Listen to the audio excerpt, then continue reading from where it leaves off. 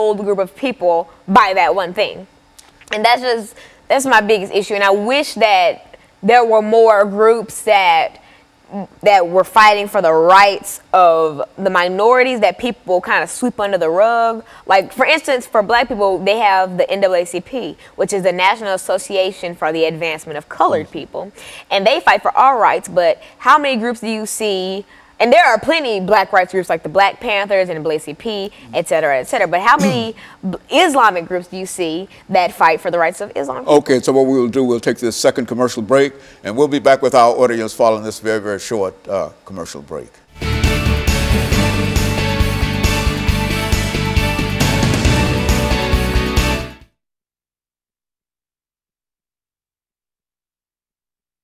Impact tariffs.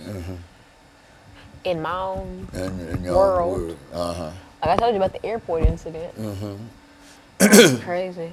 We were all going through, I was coming back from D.C. because I was with the Junior National Young Leaders Conference. Okay, well, let's say, we say that all groups deserve civil rights, 13th, 14th, 15th Amendments. That's the right to vote, the right to... Citizenship, right. They're citizens, and they have the right to vote. And they have the 13th, 14th, and the 15th. The 13th Amendment is freed slavery, and the 14th Amendment is citizenship. Abolished slavery, gave us the right to vote and the right to citizenship. That's right, and so everybody deserves that.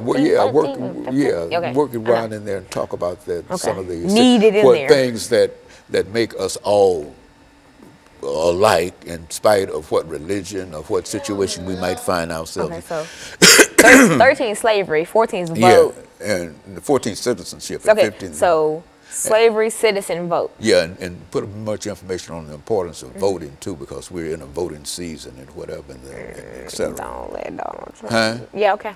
You know, just that's what I'm, talk about, the basic constitutional rights that people have. The 13th Amendment black folks had because they were slaves. In the 14th Amendment, they became citizens, and the 15th Amendment allowed them the right to vote. And now, when we talk about voting, this is where it's needed. People like your, people in your situation. And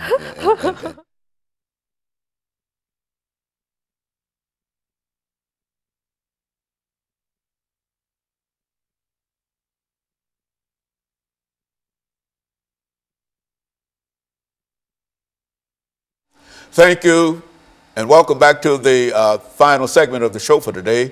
We're talking to Alana McLaughlin, and she's giving us some information in reference to anti-Islamic sentiment in the United States of America. Now, Alana, you've covered quite a bit of information during the first and second segment. Let's give you the opportunity during the final segment to deal with some of the other aspects of this anti-Islamic sentiment.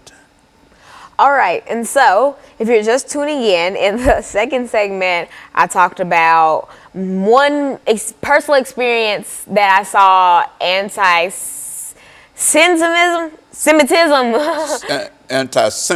Sentiment, oh my God. Sentiment going on towards a man who was carrying a Quran. He had on a traditional dress from some country.